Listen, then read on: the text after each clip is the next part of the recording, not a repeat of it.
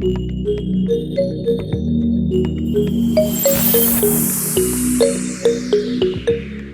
everybody. Welcome to another episode of Opportunities Connected. If you're here with us right now, we're glad that you came back. If you're just joining us, you're at the right place at the right time.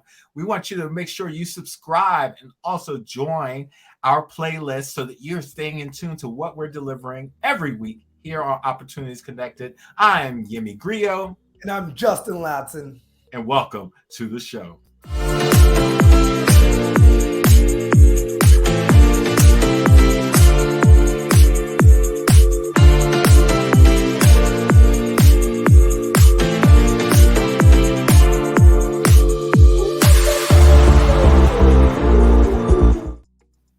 Welcome back, everybody. We're excited to have you here with us on Opportunities Connected. It's another great week to build, man. I'm excited that we're doing this again, Justin. How you doing?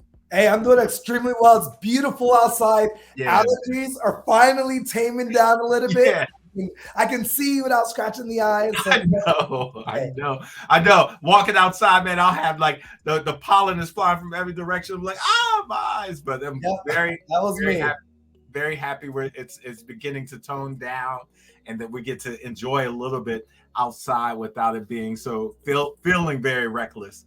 But yeah, man, we got an awesome episode today, and we're talking about what was the moment you knew you were successful. And I know that success means a very different thing to everybody, but we know that is usually us obtaining a goal and successfully reaching it, or reaching out for a goal and successfully achieving that goal.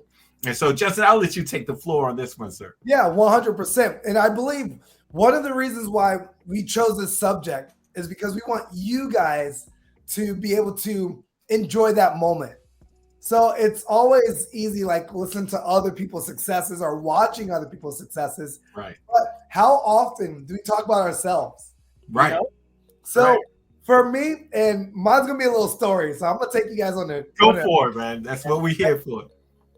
So everybody has a very challenging time frame in their life, right? For me, was the college, transitioning to out of college age group, about between 19 and 22, 23. Very, very challenging for me. Like my hardest and my darkest days. Gotcha. But I always find the light in hardship. So I'm going to talk about the hardship. I was working multiple jobs. So I worked at Starbucks. I worked overnight at the Postal Service for many years. And I also was freshly running my martial arts school, brand new business. And I was determined to make it work all while going to school, while attending school. So you can only imagine like living off of 3 to 4 hours of sleep. It was tough. Right?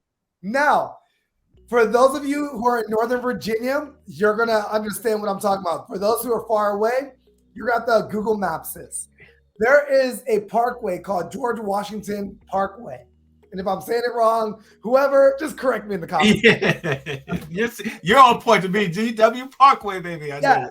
Now, for those of you who know George Washington Parkway, you are passing all the like Fresh Prince of Bel-Air houses, right? Yeah. Every house looks like it was on the Will Smith show. Like it's beyond beautiful.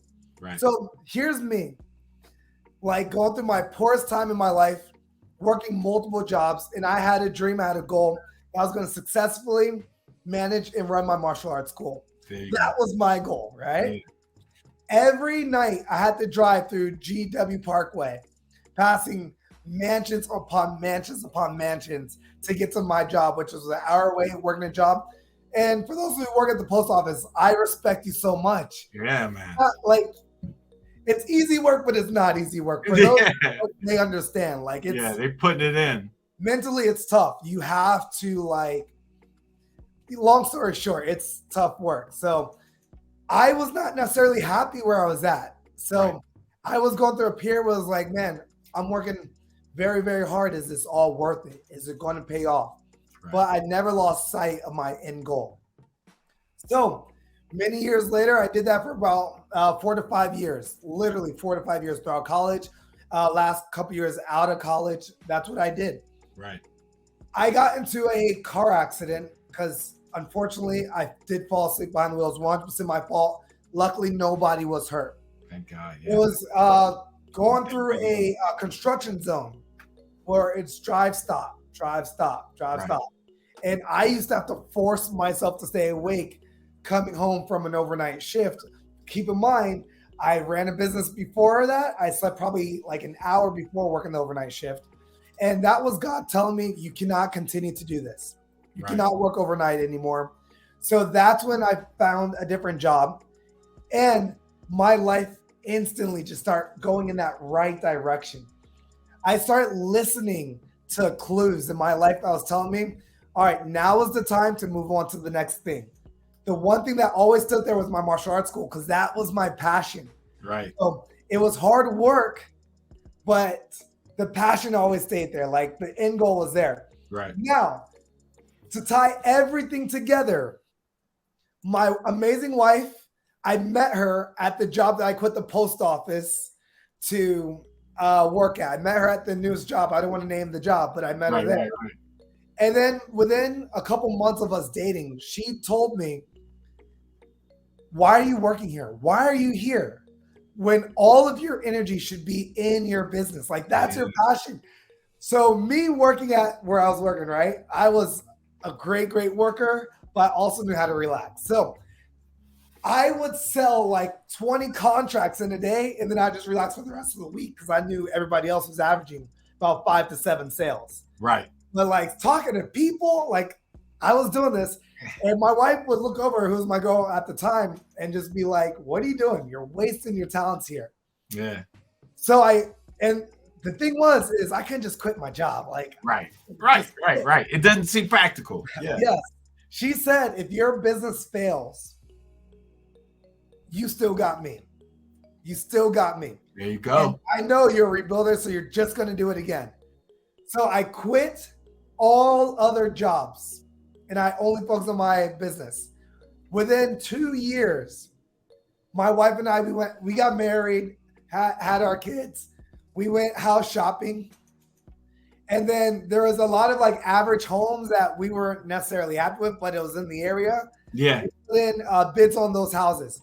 There was one beautiful house. It's not like GW Parkway, but yeah. You know, you got 5 bedrooms, you got a movie theater, you got a gym. Like I was like, we'll put a bid on it, but you know, there's no way we're gonna get this house. But let's just do it anyways. Every average house, and I say average in the sense of what her and I wanted, right? Not in the sense of look, not in the sense of cost, anything like that. Right. Not diminishing, but not just understanding that's not what was on par for what you guys were looking for. 100% with our kids, our future kids, what we wanted, right? Right. Every average house to us got bought up so quickly. Like we put in another offer, 2 offers, and then that was it. Nope, you're not getting this house. Guess what? God spoke again. And for those who are religious, you feel fully understand me. For those who are not, you understand that feeling where you just like something right just happens at the right moment. Right. Okay. That's what it was for me. God spoke to me. God spoke to me. Okay. And I was like, all right, let's go view the house. I was away for a tournament. So my wife went to view the house with our realtor. And my wife's like, this is it. I was like, yeah, I mean, I know that's it, but can we get the house? Yeah. Long story short, our realtor found an error on the seller's realtor aspect, which forced the price of the house to come down, which it brought the house into our price range, and we were able to get that house. So this is back in 2019. The recording of this video is 2023. Every single day I drive to my house, and I have that feeling of, this is success. Yeah. I did it. Right. We haven't hit our financial goals. We haven't hit like our family goals. But every day we look at our house, we're reminded why we work so hard. Right. We're reminded why our family structure needs to stay the front and foremost of our marriage. And just for those who are listening or watching us right now, understanding what and and this is what I'm picking up from it also. It's not about necessarily the material aspect of the home. It's that home for your family was a goal that you and your wife set out for, that was at the time initially an unattainable goal. And you guys kept that faith, you kept moving, you kept striving towards it, and things moved itself in place for you to be able to reach that goal. Yes. And achieve it. And that is what you are able to see. It's able to see the fruits of your labor, man. I can For 4 to 5 years, I drove down George Washington Parkway looking at all those beautiful homes. Yeah, man. And, they tell me today, you should just hire someone to cut your grass because it frees your time up. I'm all about outsourcing, but I'm a cut every inch of my grass every 2 weeks when it needs to be cut, because that's my, I did that. We did that first. Yeah, man. Yes. I love it. I love it. You talked about me, brother. Now, what about you? I can dig it. I feel you. I'm gonna jump in. I'll share like one of the things that that was, because as you get older, what you realize, for those who are joining us here, is that you'll have those initial feelings of success, or those initial parts of success, in your earlier years, and you're like, wow, I achieved this. But that motivation helps point you towards your next levels of growth, your next levels of success. And one of the things that helped to pivot me to where I am today, and I'm so grateful to be in the position that I'm in today, is years ago, I say thousands of years ago in a galaxy far away. I was in the music industry. I very much was, my mom and dad were poets. I had gone to school down in Atlanta for radio, television, film. So I knew I wanted to be in the broadcast or media industry. And then also did a year or so at George Mason. But all along, right before college, in my high school years, and then even in my time in college, especially down in Atlanta, I was like, part of this rap group, and we were doing our thing, and I really so badly, you wanted, I aspired for that dream. And so what was so wild is that at that time, a lot of the rap groups that were really popping off were like, we had to be gangster, you had to be flossy, and we were coming with like some socially conscious stuff, which is now looked at quite differently from the way it was looked at back then. Back then, you had to use every derogatory word in the book to be successful. Now, I love that a lot of the younger generations now appreciate socially conscious music, and you can see it more, even as young as my son is today. But, we were trying to get to that place that you have for like Mos Def, Talib Kweli, legends. Even to the new with Kendrick Lamar and stuff, where they're talking about issues that really impact the community. And so I remember being a huge fan of all of those guys, and this is before Kendrick Lamar, but even some of the folks that brought him up in this game. But being a huge fan of the Roots, and a huge fan of Mos Def, Talib Kweli, Erykah Badu, and all those things. And I had this great opportunity to work with some friends of mine, and then got the call to go out to California to work with some folks on that coast. And my cousin and I, and some of our friends, my cousin ended up getting signed to Rawkus Records. And now Rawkus, just so you all know, who might not know, Rawkus is who had Mos Def and Talib Kweli on them. They helped release their album Black Star back in the day, and they also released so many other great albums after that. But then Rawkus got bought out by MCA Records, so then that transferred over to MCA Records, and the MCA eventually by Interscope, so on and so forth. But during that period of time, right after MCA took Rawkus, the Roots were going on their Phrenology tour. And, I remember I had come back to this coast, and I was doing a few shows on this coast. and I had just finished doing. There's in Alexandria, Virginia. Yep. They do what's called the first night for New Year's, and they asked me to perform several shows for New Year's, their New Year's Eve celebration. And I was so grateful. This is so awesome. It was like, yeah, bring in the year strong. So I performed that show, and then my cousin hit me up and said, "Hey, I'm going to be opening for the Roots. Will you come and be my hype man?" And it was like I could have passed out. So I went back out to Cali. We squatted up. The whole team was there. We did all of our prep for the performance. Got in the tour bus, linked up with the Roots, and we followed them for the entire Phrenology tour.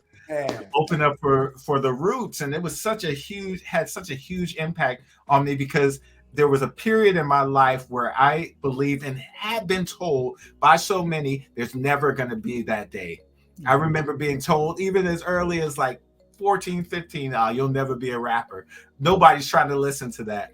You're talking about to dumb it down, be simpler, or like you don't have the voice for rapping. I mean, there's so many, not even just those kind of mental things. Like you have to, even if you jump out of your teenage years into, you're starting to make that transition into adulthood, you're realizing all of the things you have to take care of, whether or not you're paying the rent or you're following through on paying off college tuition, so on and so forth.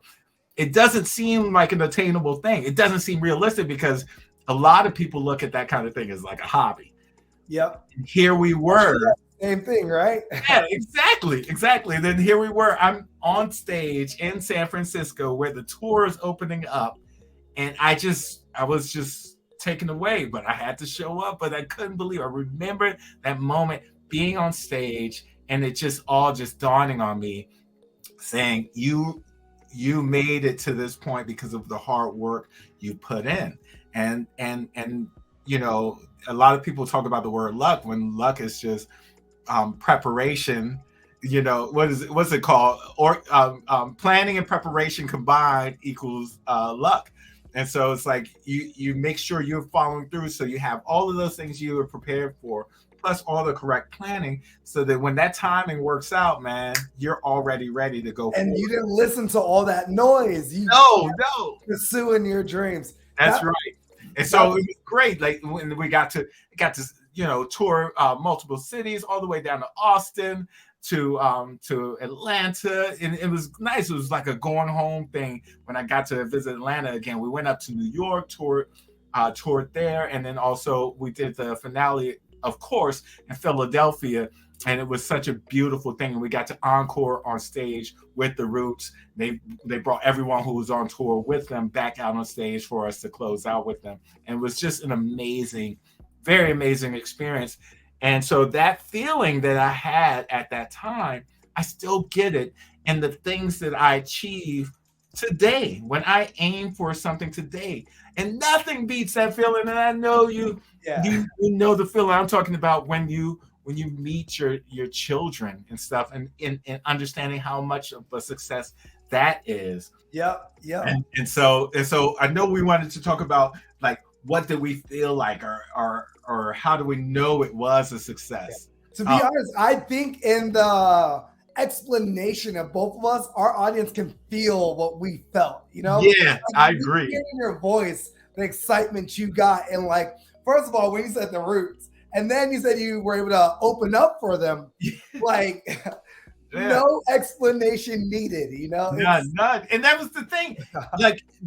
People don't understand. Like, if you're bad, you're not going to continue to open up for them. You know what I mean? They're going to stop that at the beginning of the tour. The fact that we got to go the remainder of the tour and got to collab with them, and we were able to open up with them down in New Orleans, and we got to just chill. All of us got to build with each other, and it just wasn't us and the Roots. There were a number of acts on that tour that we all got to bond with, and it was such a growing experience. And also recognizing that we were all human, because you in those first legs of the stage, you kind of a little bit starstruck because you can't believe it. But then after a while, you're like, wow, these guys have been putting it in like I'm trying to put it in. Yes, it's such a great experience. And then And then applying that forward to a lot of the successes or the goals that you have later in your life, remembering the lessons that I learned, remembering not to listen to the noise. There's always going to be folks that try to stand in your way because of whatever insecurities they have. And yeah, it's easy to take the upset route. Oh, these people don't want me to have this. Those people don't want me to have that. But you remember that feeling of success. It's a part of the formula to gain success. Yep. Going to get that weight pulling you back. The weight is the noise. That's hey, right. It's safe. Hey, you're not going to be a rapper? Like, come on. Yeah. But what you said about the definition of luck, guys, plan it. Put in the work. Take massive action and be consistent. That's right. And with that being said, like, let's jump into what is your next big goal, a big scary goal that we have to do all those same concepts to achieve. What's that for you? So right now, what we are doing right now was my next big goal, and I'm so grateful that we're achieving it right now. So my next level with this is to help this become such a great platform to help people kind of lift their style of life. And I'd like to see us start helping to connect people with positive opportunities, not just in their community, but, you know, across the stratosphere. And like, I love the fact that we can tie this in to the successes that you have and martial arts, as well as the successes that I have on the broadcast media end of things, whether or not I'm talking about press freedom or journalist safety, or even, you know, as we're working towards making sure folks have access to information that they don't normally have access to. And so I to me, the uplifting the community is my 100%. And what's crazy, and again, audience, we did not chat about this aspect before. He didn't tell me what his big goals are, but they align so well with what my big goals are as well. So if you are a consistent listener of our channel, the one thing that you're going to see, the common thread, is positivity. Good. That's what we want to spread. My next big goal is I want to be able to travel, potentially let me take the word potential out of there. Yeah. Be an international speaker and bring Mr. Yemi alongside, and we just travel. Let's take our family to a different country and talk about the power of positivity and talk about how you can achieve those goals. Don't let people hold you back. In fact, I it's so wild that this is crazy. Thank you for bringing this is crazy, because in the sense of one of the things that Justin and I try to follow through on is like we'll plan ahead. A part of the planning and prep, we'll plan ahead, you know, what we're going to talk about, so on and so forth. That's good. That makes for good content. But one of the things we try to make sure we don't do is we don't use up all the juice in the planning for these episodes. And it's such a joy, because then we're hearing these sparks that drive us. And one of the sparks is what he just shared, after what I just shared. And I just finished talking to some colleagues of mine that live out in Cyprus, and they are looking for folks to come and visit them possibly this summer. And I said, hey, let me do some work on my end. We might have something for you. So I think we got a plan here. And if you're a listener or a viewer, reach out to us. Let us know what steps we can take to help with this mission. We want to not just do it with our colleagues and our friends and our viewers and listeners that might be in Cyprus or Cabris. We want to do it, with our colleagues and friends over in Europe, with our colleagues and friends here in the United States, South America, Canada, over in Africa, all of our valuable friends in Asia. We want to reach out to all of you. So please let us know how we can collaborate with you to make this a real thing. And what we're bringing to the table is the ability and the means and the ways and the techniques and guides to prepare and plan for living a more positive lifestyle. 100%. And keep in mind, wherever you put light will shine. Yes. You bring two of the most positive people you know into a dark room, I guarantee it's going to get bright. We are going to brighten it up. And with that being said, those goals that you have are scary. They may seem unattainable, and your previous top 5, because we're going to talk about that, right? Yeah. This top 5 may tell you shouldn't do it. It's too scary. Yeah. But if you have the right top 5, they're going to encourage you and push you to take that leap of faith. That's we it. Want you to be successful. Add us to your top 5. That's it. Add us to your top 5. I love it. Couldn't have said it better. And now I want to remind you, hop down there, hit that subscribe button, reach out to us, info@talkconnected.com. Let us know what you think. Share your comments right there in the comment section as well. We'd like to build with you. We like to walk forward with you. The last thing we need in this world, the world's got plenty of negativity. It's starting to seem like a very easy thing for people to do. I feel like, let's save the negativity for all that other noise. We're trying to bring light where there's darkness, and we're your guys here on Opportunities Connected. I'm so grateful to do this with you, Justin. This is such an awesome thing. Yes, sir. Yes, sir. I appreciate you so much. Yes, sir. This is excellent. Yeah. This is excellent. Thank you guys for listening, continuing to listen and watch us here every week here on Opportunities Connected. Remember, subscribe, like, and share. I'm your boy, Yemi Griot. And I'm Justin Ladson. And thank you for joining us here on Opportunities Connected.